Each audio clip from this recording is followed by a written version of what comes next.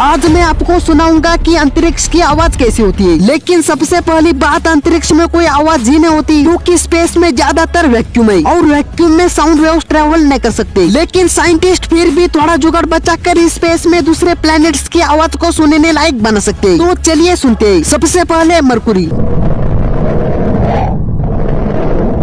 Venus,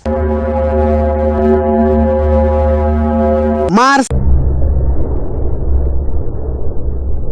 Jupiter, Saturn,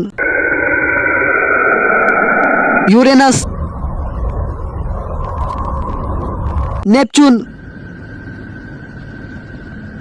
pressure नहीं है,